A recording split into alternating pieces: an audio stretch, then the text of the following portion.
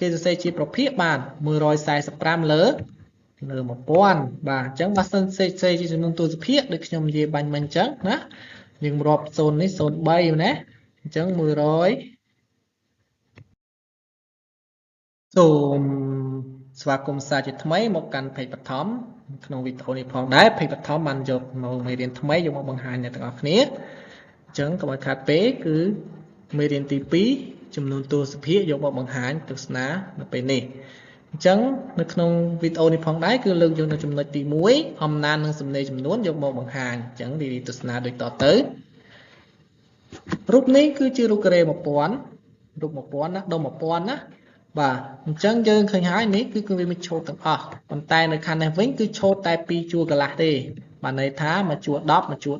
10និងនេះ5ទៀតគឺ25អញ្ចឹងបូកទាំងអស់ចូលគ្នានេះគឺបាន1025អញ្ចឹងបើសិនជាសរសេរជាប្រភេទតើវាបានដូចម្ដេចបាទនេះគឺសរសេរប្រភេទបានថា1005នៅលើ1000អញ្ចឹងបើសិនជាយើងសរសេរជាចំនួនទស្សភាគវិញវាបានបែបម៉េចចឹងពិធីចំណាំខ្ញុំស្រួលទេនេះយើងឃើញ03ខាងក្រោមហ៎បាទអញ្ចឹងយើងរាប់03មកលេខ5នេះមកអញ្ចឹងលេខ5លេខ2លេខ0និងលេខ1មិនអញ្ចឹងយើងរាប់03មកណានេះ1 2 3អញ្ចឹងចុចនៅតាមនេះចុចណាអញ្ចឹងវាស្មើនឹង 1.025 ទៅមើលអញ្ចឹងមែនអត់បាទឃើញទេនេះគឺ 1.025 ហ្នឹងរបៀបចំណាំណាបាទអញ្ចឹងអាចចំណាំដូចខ្ញុំលឿនមើលអ្នកទាំងអស់គ្នាមានវិធីសាស្ត្រផ្សេងអាចប្រើតាមវិធីសាស្ត្រអ្នកទាំងអស់គ្នាក៏បានដែរណាឲ្យតែជាចម្លើយត្រឹមត្រូវអញ្ចឹងគេអានថានេះ 1.025 នេះគេអានថា 1.025 នឹងដដែលណាបាទតោះទៅមើលរូបទី2រូបទី2ទាំង1000ប៉ុន្តែគេចូលទៅដល់4នោះ1 2 3 4ជួរកន្លះមានន័យថា45ណាអញ្ចឹង145ណា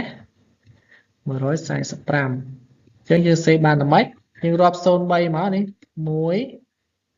2 3អញ្ចឹង0ទៅនេះ0នេះបាន3នេះហើយចុចនៅខាងនេះអញ្ចឹងស្មើ 0.145 អញ្ចឹងមែនអត់តោះចាំមើលបាទនេះឃើញទេគឺ 0.145 មែនអញ្ចឹងគេសរសេរគេអានថាបានបែបនេះណា 0.145 គេអាន 0.145 នឹងណាបាទអញ្ចឹងវីដេអូការអាននិងសំណេរចំនួនទស្សភាគគឺមានតែប៉ុណ្្នឹងទេសូមអរគុណសម្រាប់ការទស្សនាតាំងពីដើមរហូតដល់ចប់បើសិនជាមានចម្ងល់អាចឆាតសួរបន្ថែមបាន